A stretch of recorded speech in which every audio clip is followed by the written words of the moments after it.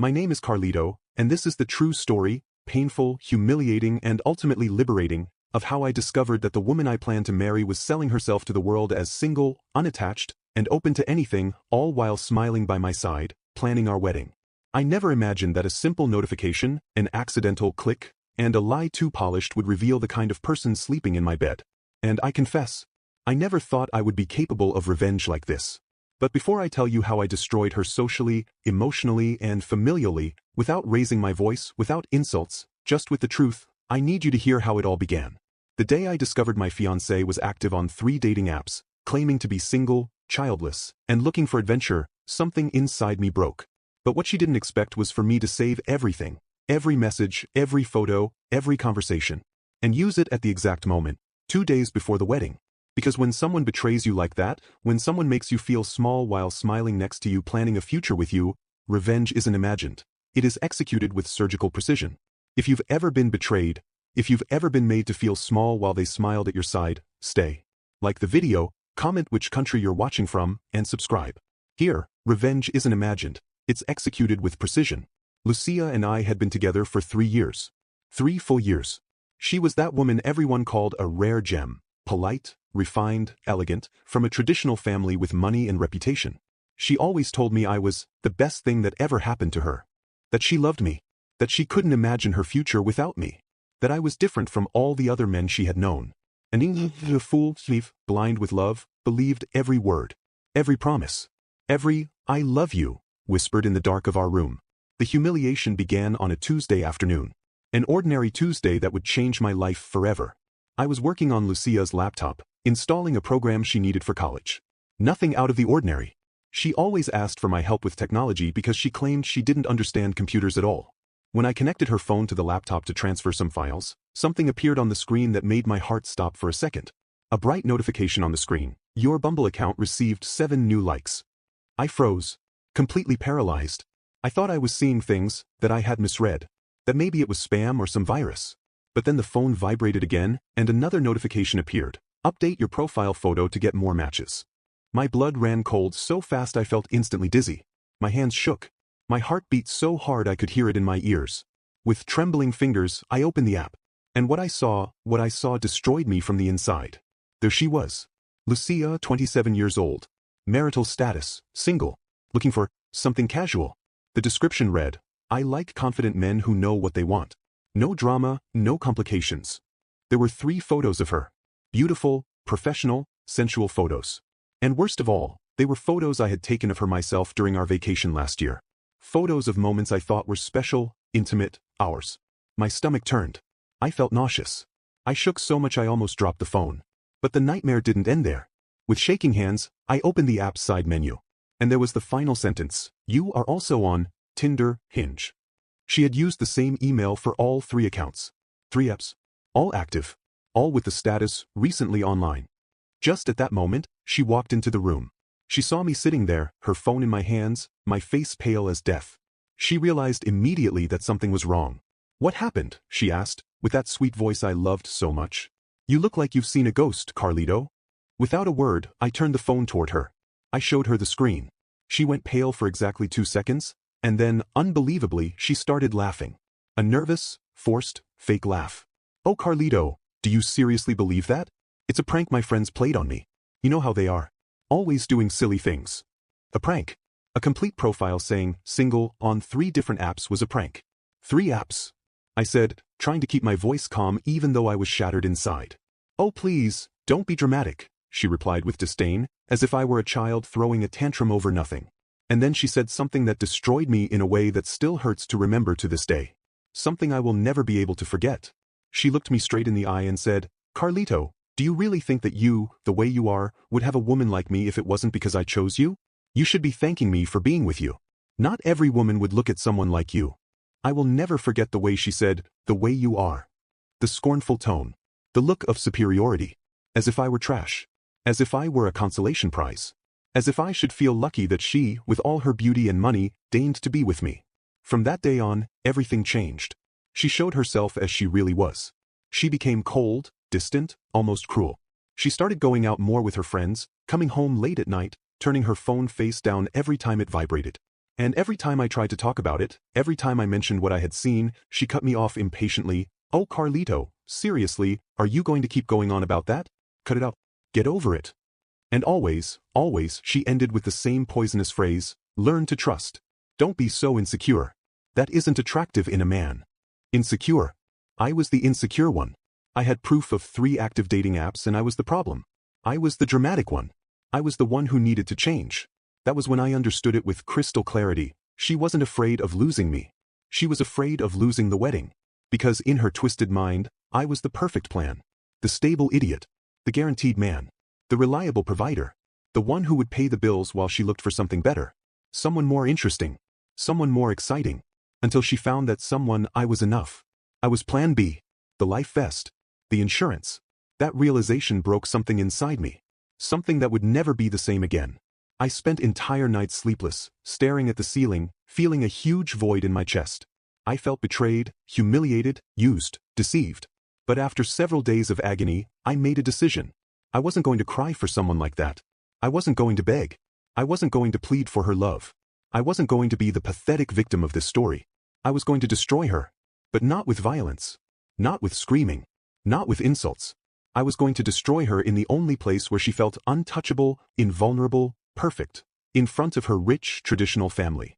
In front of her conservative parents who valued reputation and appearances so much. And so began my meticulous plan.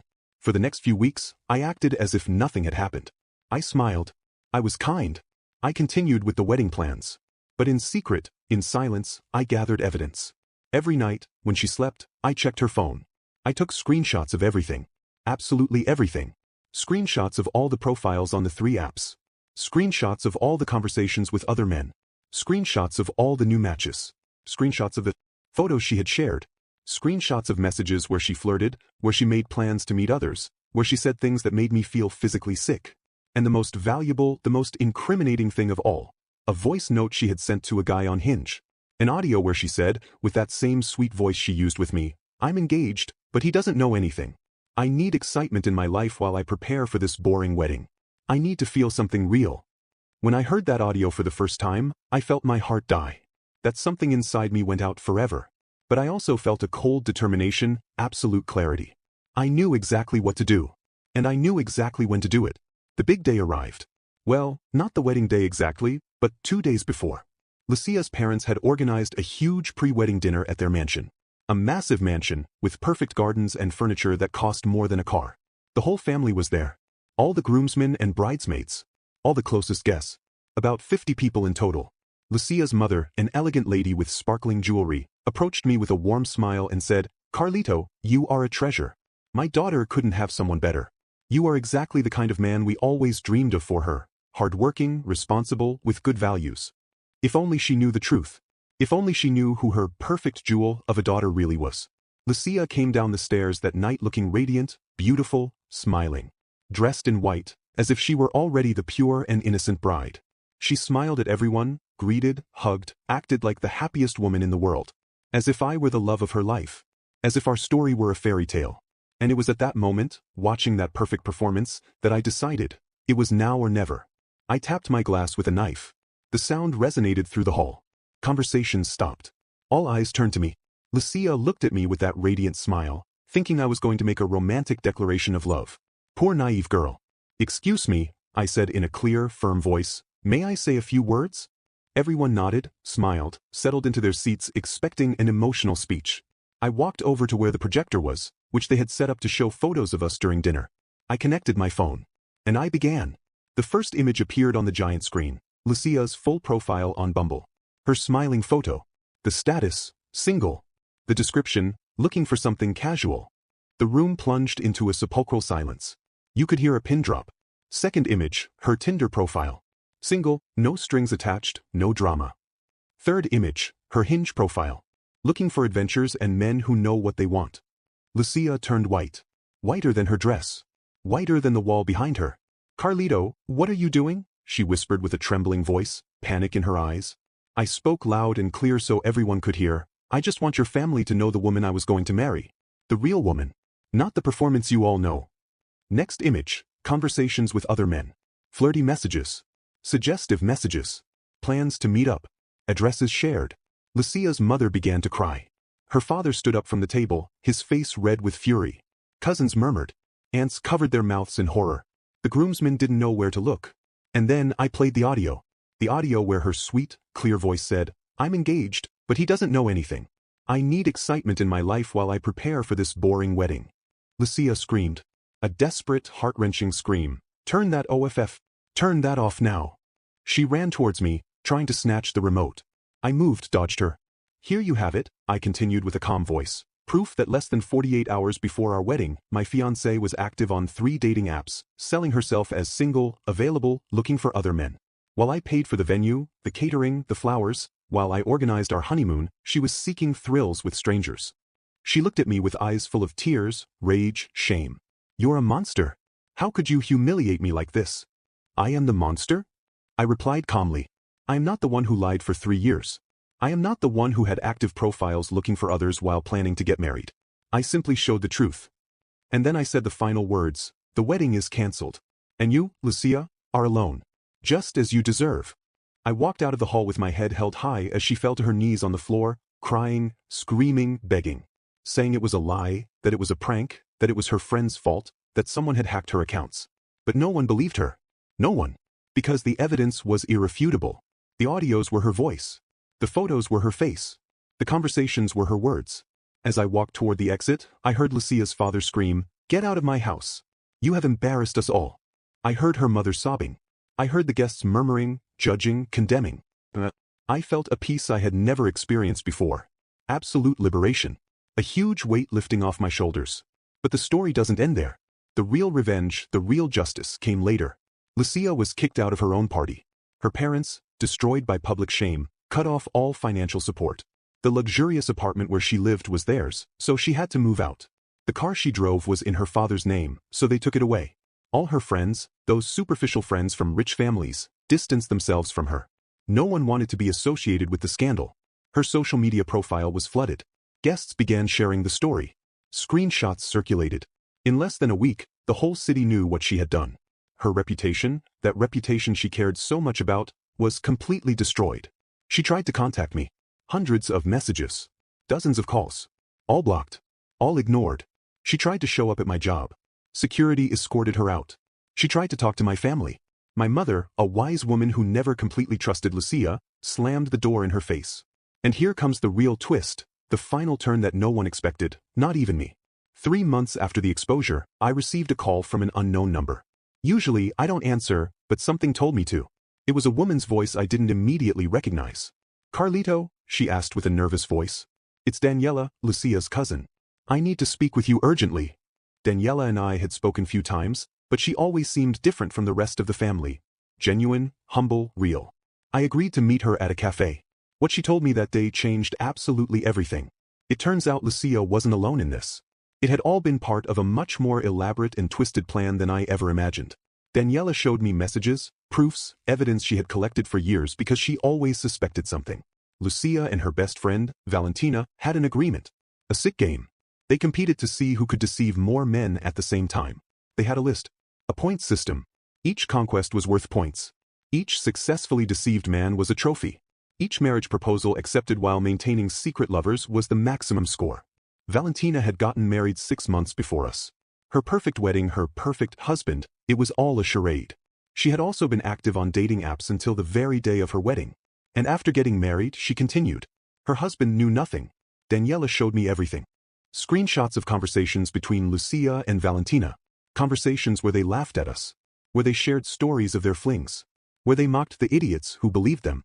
Where they planned their strategies. I was Lucia's safe project. The financial backup. The long-term plan, while she had fun. But here's the best part. Daniela didn't seek me out of pity. She sought me out because Valentina's husband, a powerful businessman with connections everywhere, had discovered the truth 2 weeks prior.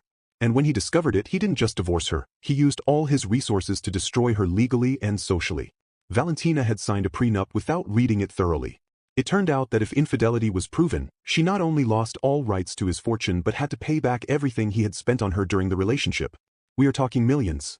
Cars, jewelry, trips, apartment, investments. Everything. The husband had hired private investigators who documented every meeting, every lie, every affair of Valentina. And now he was suing her not just for divorce but for marital fraud. Valentina was financially destroyed. And Lucia, as her accomplice, was being investigated too. Daniela gave me all the information because she knew I could use it. And I did. Not for personal revenge this time, but for real justice. I shared all the evidence with my lawyer. It turns out that during our relationship, Lucia had used credit cards that were in both our names to fund her affairs. Hotels where she met other men. Gifts for her lovers. All with money that was technically mine too. I initiated legal actions. And this time, it wasn't just social humiliation. It was real, legal, financial consequences. Today, a year after that exposure, I am completely healed. I found peace, I found purpose, I found myself again. Lucia, on the other hand, is still dealing with the consequences. She lost her family. She lost her reputation. She lost her lifestyle. And now she faces legal consequences that will haunt her for years. Betrayal hurts. Humiliation leaves scars. But the truth always prevails. It always wins. It always brings justice. I didn't need to scream. I didn't need violence. I didn't need insults. I just needed to show the truth at the right moment, to the right audience. And I learned something fundamental that I want to share with you. When God removes someone from your life, it isn't a punishment. It is protection. It is liberation. It is a gift disguised as pain. Because that temporary pain saves you from eternal suffering. That person you thought was your future was actually blocking your real destiny. Human justice is satisfying but limited. Divine justice is perfect, complete, and eternal. And I learned to trust in both. I learned to trust the process. I learned that strategic silence is more powerful than 1,000 words spoken in the heat of the moment. I learned that the perfect revenge isn't violence, it is truth presented at the perfect moment. Today I am free. Today I am happy. Today I know my worth. And today I know I deserve someone who chooses me in private just as much as in public. Someone who doesn't need to seek thrills outside because she finds them with me. Someone real, genuine, honest. If you are going through a similar betrayal, if someone is making you feel small, inadequate, insufficient while betraying you, remember this. You are not the problem. You were never the problem. And you deserve much more than what you are receiving. Write in the comments what was the most shocking betrayal you have seen or experienced. Share your story. We are here to support each other, to remind ourselves that we are not alone, that justice exists, that the truth prevails. And before you go, I want to leave you with something more important than any revenge, more powerful than any human justice. Accept Jesus into your heart. He is returning soon. And only He can give you the true peace that no revenge, no justice, no human victory can provide. Only He can heal those deep wounds that betrayals leave behind. Only He can restore what was broken. Subscribe to this channel for more stories where justice isn't waited for, it's executed. Where the truth isn't hidden, it's revealed. Where victims don't cry, they triumph. Until the next story. And remember, the truth always, always wins.